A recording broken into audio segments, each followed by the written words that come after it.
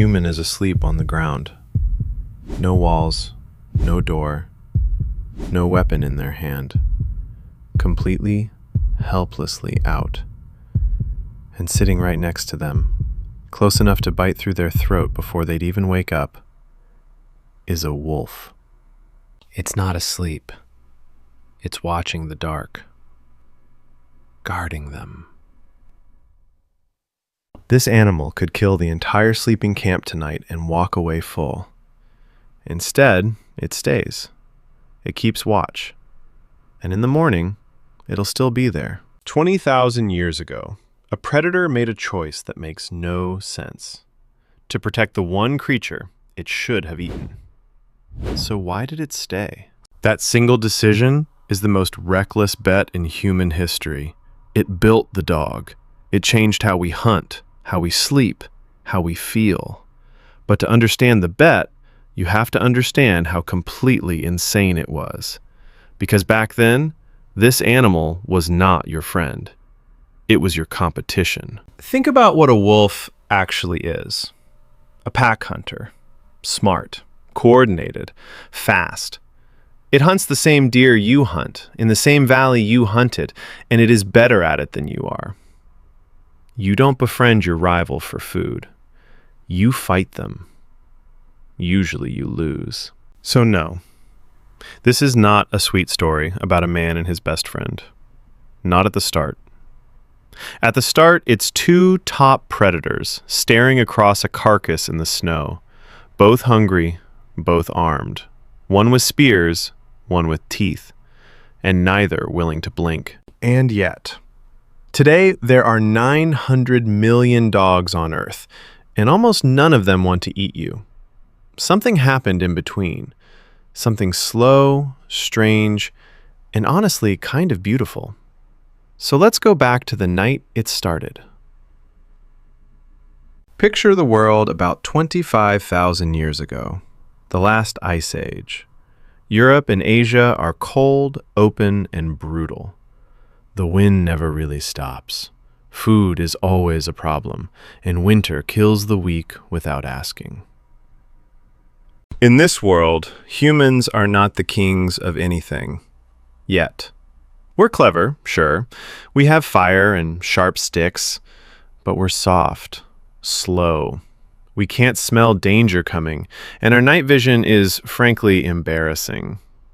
After dark, we are basically blind, warm meat. The wolf, though? The wolf owns the dark. It hears a heartbeat from across a field. It smells you long before it sees you. It runs in a team that talks without words. By every measure that matters at night, the wolf is everything we are not. And that should terrify us. So for a long time, we mostly avoid each other. Two dangerous things keeping their distance. But there's a problem with avoiding each other. And the problem is the trash. Because wherever humans go, humans make a mess. We kill an animal, we eat the best parts, and we leave the rest. Bones with marrow, fat, skin, guts. Half a carcass nobody wanted. To us, garbage. To a starving wolf in the dead of winter, that pile of garbage is a free, warm, no-risk meal sitting right there at the edge of the light. And this is where it begins. Not with a hug, not with a hero. It begins with a garbage heap, and a question every single wolf in that dark has to answer. How close am I willing to get to the scary upright things to eat tonight? Here's the thing about a pack of wolves. They're not all the same. Some are bold, some are nervous wrecks. Some will bolt if a human so much as coughs. And a few, just a few, have a slightly broken alarm system. They're a little too calm, a little too curious. Normally, in the wild, being that calm around danger gets you killed. But next to a human camp, the rules flip. The jumpy wolves run from the firelight and go hungry. The calm, bravish ones creep in, grab the bones, and survive the winter. For the first time, being chill pays. And calm wolves that eat make calm puppies, who grow up near the camps, eat better, and make even calmer puppies. Nobody planned this. Nobody picked them. The campfire was just quietly rewarding the wolves brave enough to stay, and deleting the ones who couldn't. Scientists call this self-domestication. The fancy version, selection pressure favored reduced fear response. The honest version, the wolves basically tamed themselves because the friendliest ones got the most free food. We didn't choose the dog applied for the job, generation after generation. And slowly, over hundreds of years, these camp wolves start to look different. Softer faces, smaller teeth, floppy ears, patches of white fur, curled tails. They're turning into something that has never existed on Earth before. A predator that is no longer afraid of people. This bundle of changes even has a name: domestication syndrome. The wild thing slowly wears the face of a friend. But here's what's wild. The humans barely noticed it happening. To them, it just looked like the wolves at the edge of camp were getting less scary, more familiar, almost like they belonged. And then, one night, the distance between them, the gap that kept two predators alive and apart for thousands of years, gets small enough to cross. Close enough that a human and a wolf are sitting at the same fire. Close enough to touch. Close enough to make a choice. We'll never know the exact moment. No one wrote it down. But it happened, somewhere, to someone. A human looked at a wolf that had been hanging around for months, and instead of throwing the spear, they threw a scrap of meat. That's the bet. That's the whole thing. Because that human had no idea if the wolf would take the meat, or take the hand. There was no guarantee, no instinct telling them this was safe. Every cell in their body, shaped by 1,000,000 years of fear, was screaming one word: don't. And they did it anyway. The wolf takes the meat, not the hand, and nothing bad happens. The fire crackles, the night goes on, and for the first time in the history of two species, a human and a predator share a meal instead of becoming one. But trust isn't built on one good night. It's built when both sides get something they can't get alone. And it turns out, these two are a frighteningly good match. The human has fire, tools, and leftover food. The wolf has ears, a nose, and speed, everything the human lacks after dark.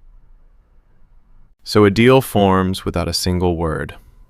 The wolf eats the scraps it was already eating, and in return, when something moves in the dark, a bear, a rival tribe, a big cat with bad intentions, the wolf's head snaps up, and it makes a sound. A warning. The first alarm system humans ever had that worked while they slept. Think about what that actually means. For the first time, a human can close both eyes, really close them, sink into deep sleep, knowing that a set of senses far sharper than their own is sitting in the dark, on watch, on their side. The wolf didn't just join the camp. The wolf gave us the night back. Now here's where it gets genuinely strange. Living this close, for this long, we didn't just change the wolf. The wolf started changing us back.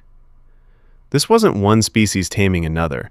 It was two species slowly rewiring each other.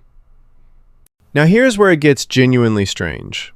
Living this close, for this long, we didn't just change the wolf. The wolf started changing us back. This wasn't one species taming another. It was two species slowly rewiring each other. The dogs learned to read us. Not commands, us.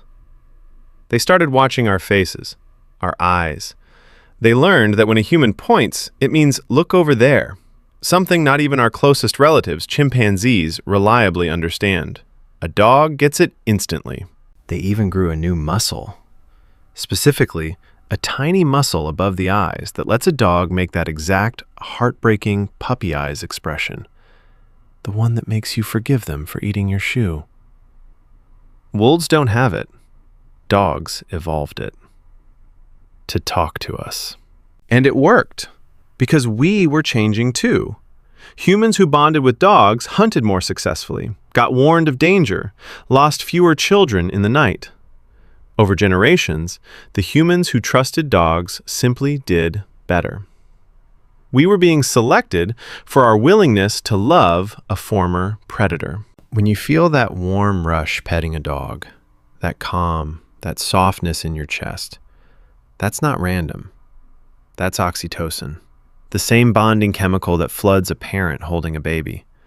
We literally bond with dogs using the brain circuitry built for our own children. The predator slipped into the family. So the bond you feel isn't a metaphor. It's biology. Two animals that should have been enemies built a chemical bridge between their brains and then walked across it for 20,000 years without ever once turning back. Now let me be honest with you, because this niche loves a clean story and the truth is messier. We don't know if it happened once or many times. We don't know the exact place. Siberia, Europe, somewhere in Asia. The bones argue with each other. Scientists are still fighting about the dates. But the part that matters isn't the GPS coordinate. It's the choice. Over and over, in the cold, some human looked at the most dangerous animal they knew, felt every instinct say run, and reached out anyway. That choice is why you have what you have tonight. Because the dog asleep on your floor right now is the end of an unbroken chain. From that first nervous wolf at the edge of the firelight to the one curled up snoring while you watch this, every single link held. 20,000 years of trust, passed down paw to paw, fire to couch, without breaking once. And it goes both ways. Tonight, somewhere, a dog will put itself between its sleeping family and a sound in the dark. For free. Out of something we can only call loyalty. The same job, the same fire, just smaller. The same ancient deal, still running. So tonight, when the lights go off, and something that could hurt you chooses, again, to guard you instead, remember it wasn't always like this.